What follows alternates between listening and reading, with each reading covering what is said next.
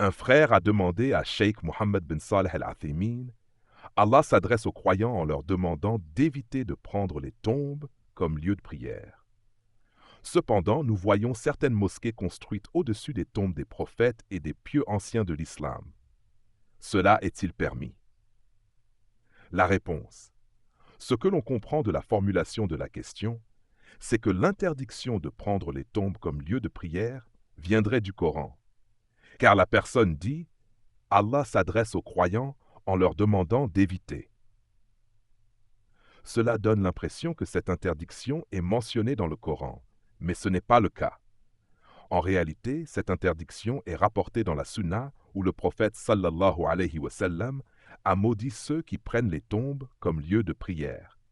Sans aucun doute, prendre les tombes comme lieu de prière est un des grands péchés. Si une tombe est trouvée dans une mosquée, deux cas se présentent. Si la mosquée a été construite sur la tombe, il est obligatoire de la démolir et de l'enlever.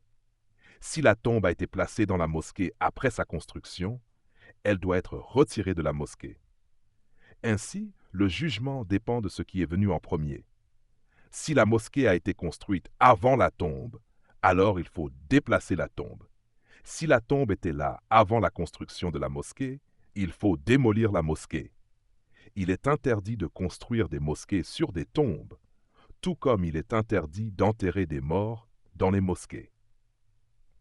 Quant à la question souvent soulevée par beaucoup de gens concernant la tombe du prophète, sallallahu alayhi wa sallam, et celle de ses deux compagnons présents dans la mosquée du prophète à Médine, cela ne contredit pas ce qui a été dit. En effet, la mosquée n'a pas été construite au-dessus de ces tombes. À l'origine, la mosquée était indépendante, et ce lieu était la chambre de Aïcha radhiyallahu anha, où le prophète sallallahu alayhi wa sallam a été enterré après son décès. Abu Bakr a choisi d'être enterré à ses côtés, tout comme Amr radhiyallahu anhu, qui a également demandé l'autorisation auprès de Aïcha avant de s'y faire enterrer. Cette chambre était clairement distincte et séparée de la mosquée.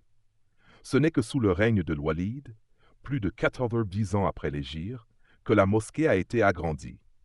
À ce moment-là, les dirigeants ont décidé d'inclure les chambres des épouses du prophète, sallallahu alayhi wa sallam, y compris celle de Aïcha radhiyallahu anha. Cependant, la chambre est restée distincte et clairement délimitée par sa structure. À l'époque, certains ont désapprouvé cette décision et s'y sont opposés.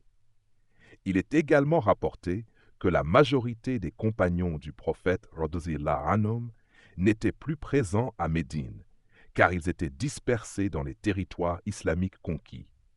Ceux qui étaient présents à cette époque ont exprimé des avis divergents sur l'inclusion de la chambre dans la mosquée. Néanmoins, cette situation est restée telle quelle, car il était difficile de la modifier. Ainsi, elle a été maintenue comme elle était, tout en restant, grâce à Allah, distincte de la mosquée. Les tombes ne se trouvent pas dans la mosquée, et la mosquée n'a pas été construite sur elle.